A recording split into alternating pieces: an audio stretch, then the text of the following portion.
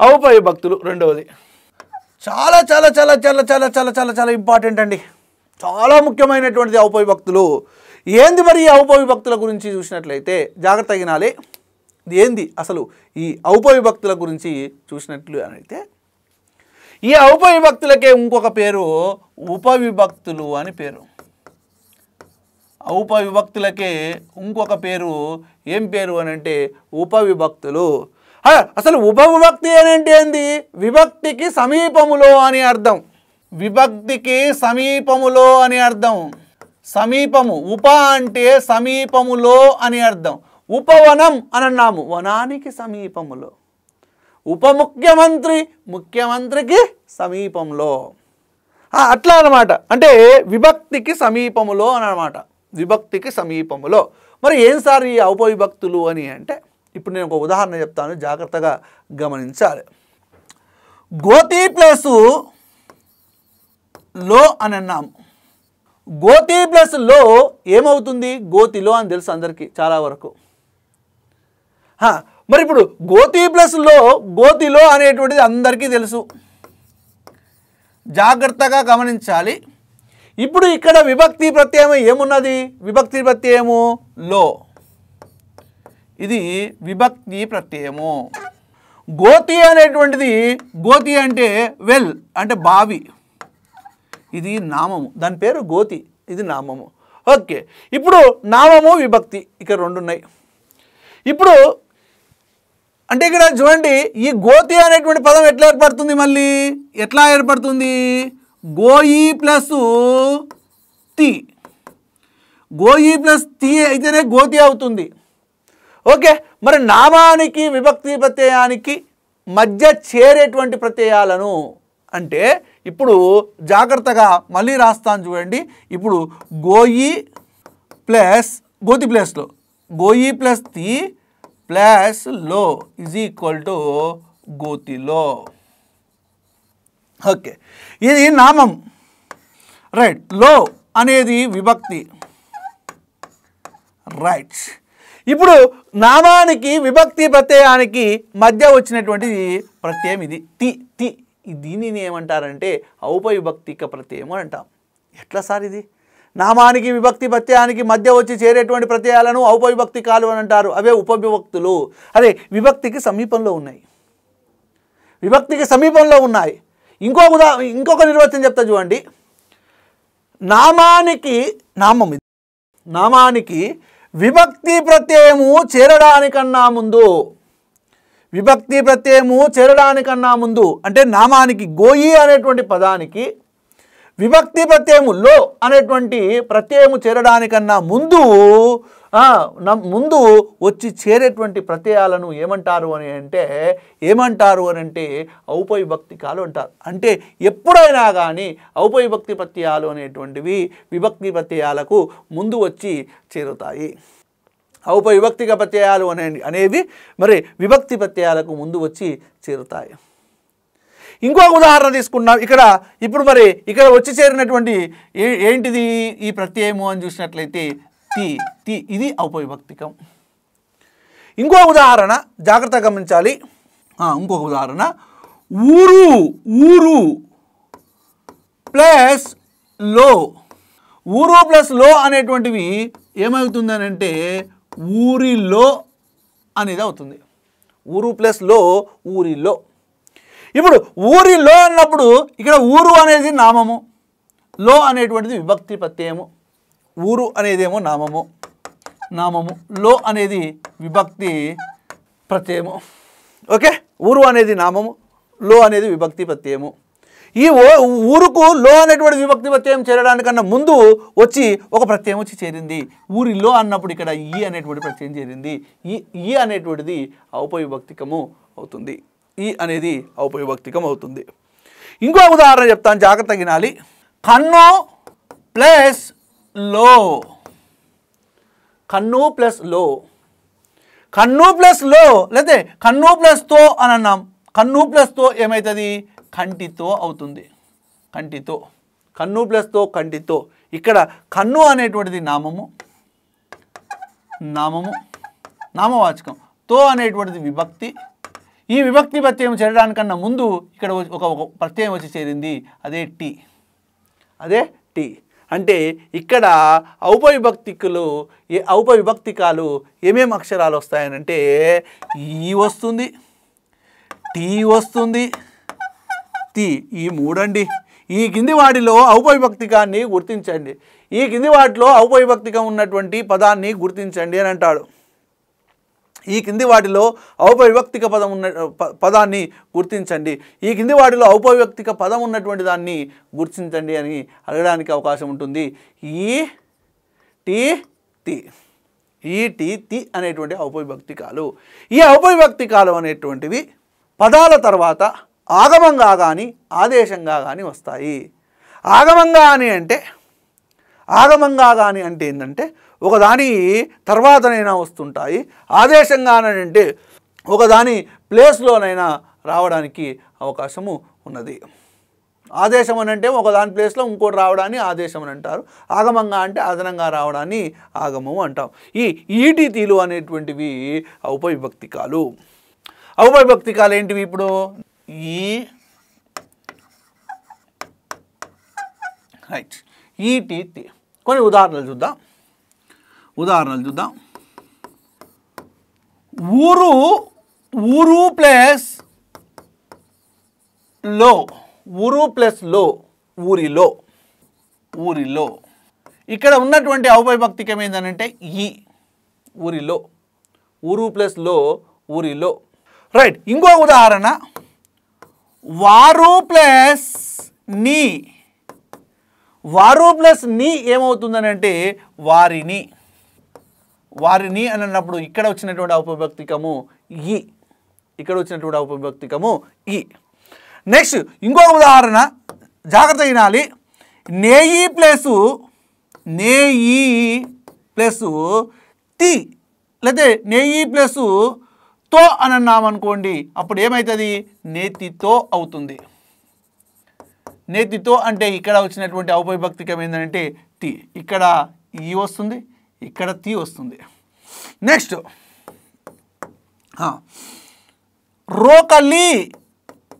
రోకలి ప్లస్ తో, అప్పుడు ఏమవుతుంది? రోకటితో అన్నప్పుడు ఇక్కడ టీ వచ్చేసింది, టీ. రైట్. కన్ను ప్లస్ లో, అప్పుడేమవుతుంది? కంటిలో. రోకలి ప్లస్తో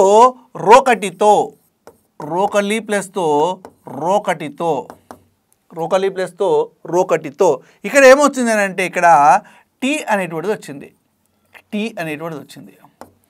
నెక్స్ట్ కన్ను ప్లస్ లో అంటే కంటిలో. ఇక్కడ ఏమొస్తుంది? టీ అనేటువంటిదే వస్తుంది, టీ వస్తుంది. నెక్స్ట్ రెండు ప్లస్ తో అంటే రెండింటితో. ఇక్కడ కూడా ఏమొస్తుందని అంటే టీనే వస్తుంది. ఓకే. ఇట్లా ఈటీతీలు అనేటువంటివి నేయి ప్లస్ తో. అదేవిధంగా గోతిలో అని చూసినట్లయితే ఇంకొక ఉదాహరణ చూద్దాం. గోయి ప్లస్ లో, గోతిలో అంటే ఇక్కడ టీ వస్తుంది. ఓకే. రైట్. ఇట్లా మనము అనేకమైనటువంటి ఉదాహరణలు చూసుకోవచ్చు. అంటే ఒక్కటే గుర్తుపెట్టుకోండి, నామము మీది విభక్తి ప్రత్యయానికి ముందు వచ్చి చేరేటువంటి ప్రత్యయాలనే ఔపవిభక్తికాలు అంటారు. ఆ ఔపవిభక్తికాలే ఈ టీ తి. అంటే విభక్తి ప్రత్యయాల కంటే ముందు వచ్చి చేరుతాయి. మరి కొన్ని సందర్భాలలో విభక్తి ప్రత్యయాలు ఉండనప్పుడు ఏమవుతుంది అని చూసినట్లయితే ఇప్పుడు పడమర ప్లస్ గాలి అని అన్నాం. పడమర ప్లస్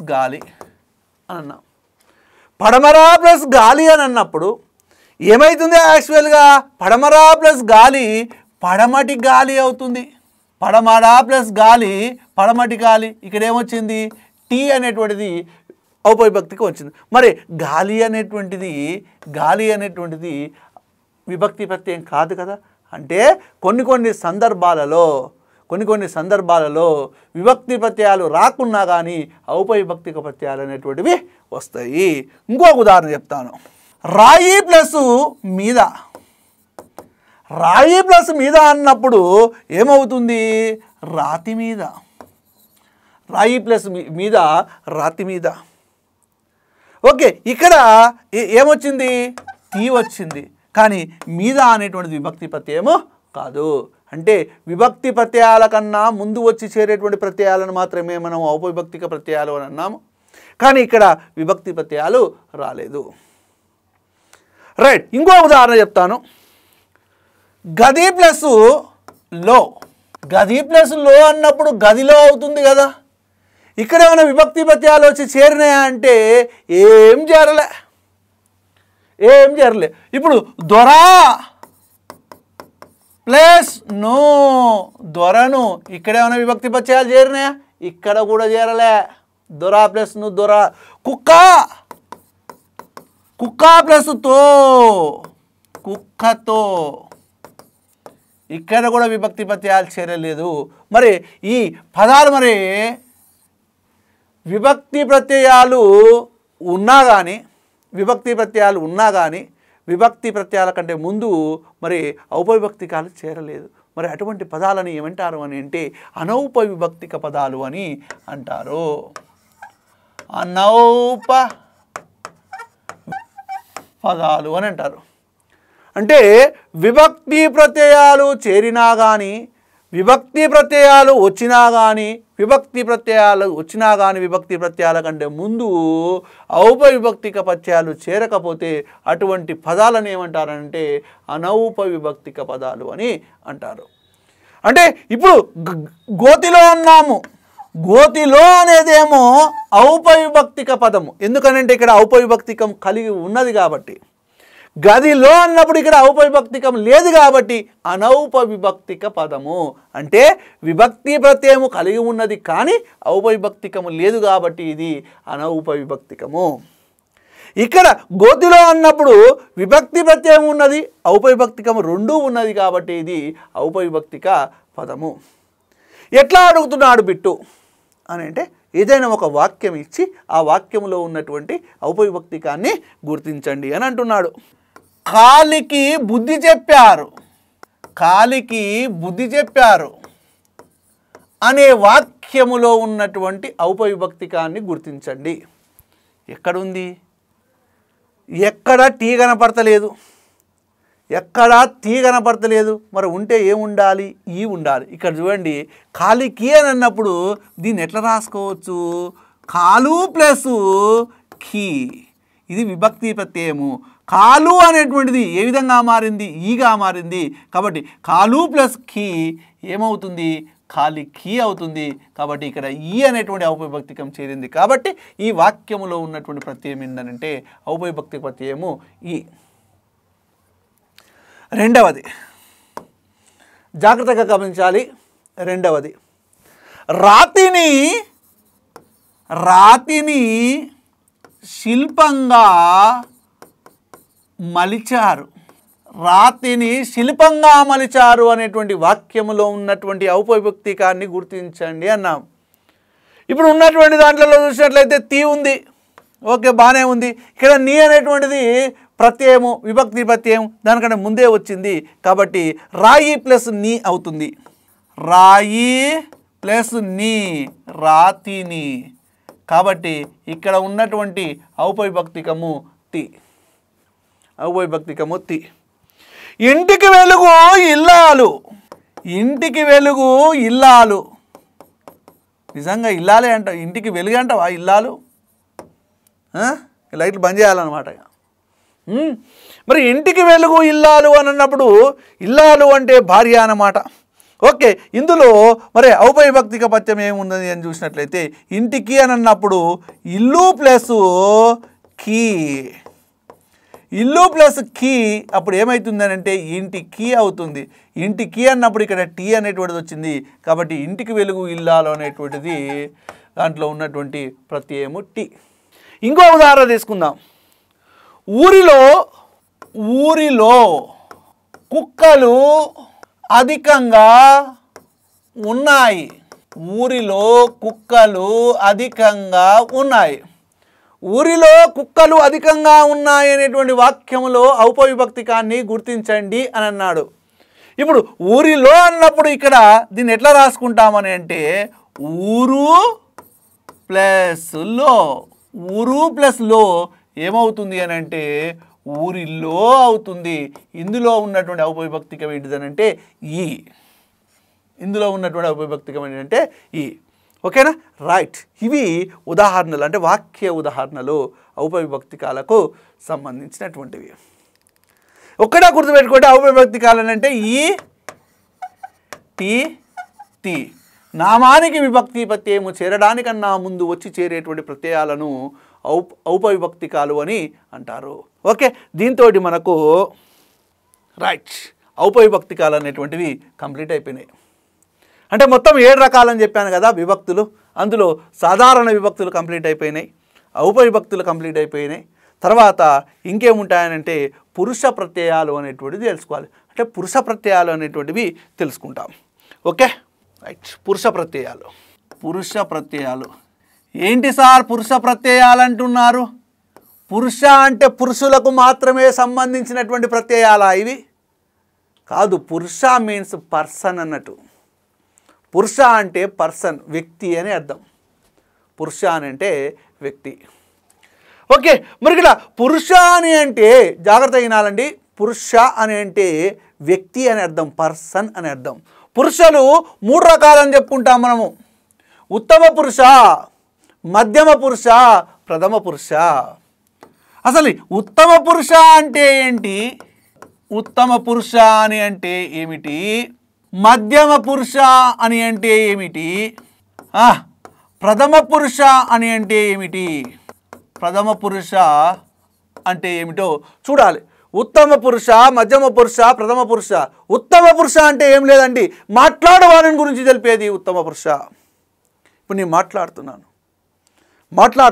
నా గురించి నేను చెప్పిన అనుకోండి ఉత్తమ పురుష. నేను తోపు తురుము, నేను అట్లా ఇట్లా, నేను గొప్ప గిప్ప అని చెప్పినాం అనుకోండి, అది ఉత్తమ పురుష. నీ గురించి చెప్తున్నాను, వింటున్న వాని గురించి చెప్తున్నాను, వినువాని గురించి తెలిపేది మధ్యమ పురుష. మాట్లాడేవాని గురించి చెప్పేది ఉత్తమ పురుష, వినువాని గురించి చెప్పేది మధ్యమ పురుష. ప్రథమ పురుష అంటే మాట్లాడువాని గురించి కాకుండా, వినువాని గురించి కాకుండా వేరే వాని గురించి చెప్తే అది ప్రథమ పురుష. ఇప్పుడు నేను చిరంజీవి గురించి చెప్తున్నా, అది ఏ పురుష అవుతుంది? ప్రథమ పురుష. ఈ పెన్ను గురించి చెప్తున్నా, ఇది ఏ పురుష అవుతుంది? ప్రథమ పురుష. ఈ బోర్డు గురించి చెప్తున్నా, ఇది ఏ పురుష అవుతుంది? ప్రథమ పురుష.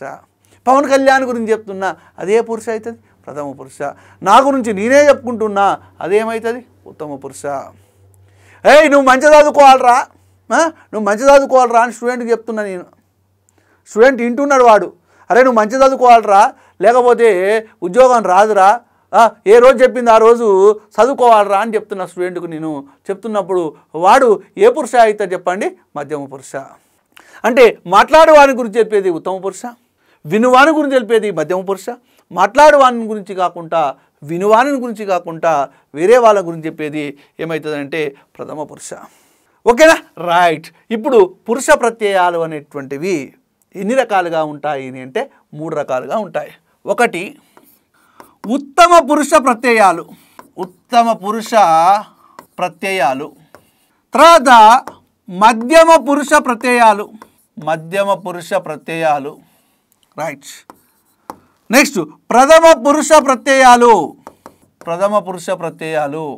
ఉత్తమ పురుష ప్రత్యయాలు, మధ్యమ పురుష ప్రత్యయాలు, ప్రథమ పురుష ప్రత్యయాలు అనేటువంటివి తీసుకున్నట్లయితే ఉత్తమ పురుష ప్రత్యయాలు, మధ్యమ పురుష ప్రత్యయాలు, అదేవిధంగా ప్రథమ పురుష ప్రత్యయాలు అనేటువంటివి 3 రకాలుగా ఉంటాయి.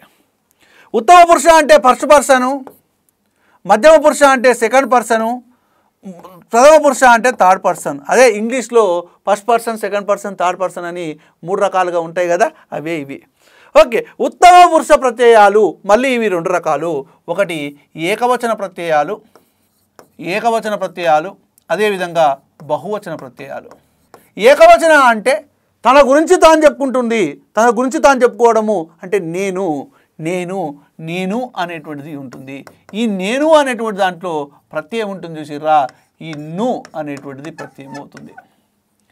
బహువచనంలో మేము మేము అని చెప్పుకుంటున్నాం కాబట్టి మేము అనేటువంటిది చూసినట్లయితే ఈ మేములో ము అనేటువంటిది బహువచన ప్రత్యయము, ఉత్తమ పురుష బహువచన ప్రత్యయము. మధ్యమ పురుష ప్రత్యయం మళ్ళీ ఇవి రెండు రకాలు, ఏకవచన బహువచన. రైట్. ఏకవచన అంటే నీవు నీవు, నీవులో వు అనేటువంటిది ఏకవచన ప్రత్యయము. బహువచనలో నీవు మీరు మీరు అన్నప్పుడు ఇక్కడ రు అనేటువంటిది మధ్యమ పురుష బహువచన ప్రత్యయము అవుతుంది. ప్రథమ పురుష ప్రత్యయాల్లో మళ్ళీ ఇవి రెండు రకాలు, ఏకవచన అదేవిధంగా బహువచన. Okay right. ఏకవచన బహువచన. ఈ ఏకవచనలో వాడు వాడు అని అన్నాం. వాడు అన్నప్పుడు ఇక్కడ ఏమొస్తుందని అంటే డు వస్తుంది. నెక్స్ట్ బహువచన అన్నప్పుడు వారు వారు అని అన్నప్పుడు ఇక్కడ ఏమొస్తుందంటే రు వస్తుంది. ఇవి ఏం సార్ వాడు వారు ఏంది? వాడు వాడి గురించి చెప్తున్నాను, వారి గురించి చెప్తున్నాను, నా గురించి చెప్తున్నాను. ఇక్కడ నా గురించి చెప్తున్నాను ఉత్తమ పురుష, నీ గురించి చెప్తున్నాను ప్రథమ పురుష మధ్యమ పురుష, వాడి గురించి చెప్తున్నాను. వాడు అనేటువంటిది ఏమవుతుందంటే ప్రథమ పురుష. వాడు అంటే ఏకవచనమా బహువచనమా? ఏకవచనం కాబట్టి డు. వారి గురించి వారిని తీసుకురాపోరి వారిని తీసుకురాపోరని అన్నాం అంటే నీ గురించి చెప్తలేను, నా గురించి చెప్తలేను, వేరే వారి గురించి చెప్తున్నా. అప్పుడు వారు అనేటువంటిది, వారు అంటే ఫ్లూరల్ బహువచనం, ఇక్కడ వారు అంటే ఇక్కడ జాగ్రత్తగా గమనించాలి. ఇక్కడ మరి ఏమేమి వచ్చినాయి సార్ పురుష ప్రత్యయాలు అని అంటే, పురుష ప్రత్యయాలు ఏమేమి వచ్చినాయి అంటే నో ము అనేటువంటివేమో ఉత్తమ పురుష ప్రత్యయాలు, ఊ రు అనేటువంటివేమో ఊ రు అనేటువంటివి మధ్యమ పురుష ప్రత్యయాలు. ప్రథమ పురుష ప్రత్యయాలు ఏమేమి వచ్చినాయంటే డు ఇంకొకటి రు. ఇవి ఇవి పురుష ప్రత్యయాలు. చూడండి మనం ఇప్పుడు మూడు రకాలు నేర్చుకున్నాం. ఒకటి సాధారణ విభక్తులు, ఒకటి సాధారణ విభక్తులు, రెండు ఔపవిభక్తులు, తర్వాత మూడవది పురుష ప్రత్యయాలు, తర్వాత కృత్ ప్రత్యయాలు ఉంటాయి, తర్వాత తద్దిత ప్రత్యయాలు ఉంటాయి, తర్వాత కారక ప్రత్యయాలు, తర్వాత కాలబోధక ప్రత్యయాలు అనేటువంటివి ఉంటాయండి. ఓకే ఇవి పురుష ప్రత్యయాలు ను ము వు రు డు రు. Okay right. తర్వాత క్లాస్లో తర్వాత వీడియోలో మనము ఏం నేర్చుకుంటామని అంటే మిగతావి ఏంటివి కృత్ ప్రత్యయాలు, అదేవిధంగా కృదంత ప్రత్యయాలు, అదే తద్దిత ప్రత్యయాలు. కృత్ప్రత్యయాలన్నా కృదంతమన్నా ఒకటే. కృత్ప్రత్యయాలు, తద్దిత ప్రత్యయాలు, తర్వాత తద్దిత ప్రత్యయాలు అయిపోయిన తర్వాత కారక ప్రత్యయాలు, మళ్ళీ అవి 6 రకాలు ఉంటాయి.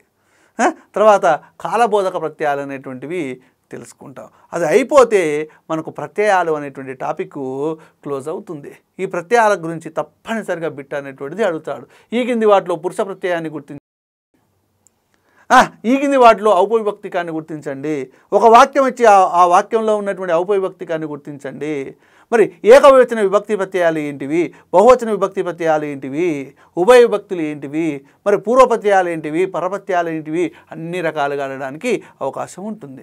ఒక్కటే గుర్తుపెట్టుకోండి, బిట్ వైజ్ నేర్చుకుంటే మాత్రం సబ్జెక్టు రాదు. మనకు బిట్ వైజ్ నేర్చుకుంటే సబ్జెక్టు రాదు. మనం సబ్జెక్టు మీద మొత్తం అవగాహన ఉంటే ఏ బిట్ అయినా కానీ చేయగలుగుతాము. చాలా వరకు మార్కెట్లలో దొరికేటువంటి పుస్తకాలు తెచ్చుకొని బిట్లు తెచ్చుకొని టకాటకా చదువుకుంటారు. దానివల్ల ఏ ఒక్క బిట్టు కూడా మనం గురుకుల పరీక్షకు సంబంధించి పెట్టలేమండి. సబ్జెక్టు బాగా ఉన్నట్లయితే ఎటువంటి విధంగా ఇచ్చినా కానీ చేయగలిగేటువంటి కెపాసిటీ అనేటువంటిది వస్తుంది. ఓకే తర్వాత క్లాస్లో మిగతా ప్రత్యయాల గురించి తెలుసుకుందాం. ఓకే.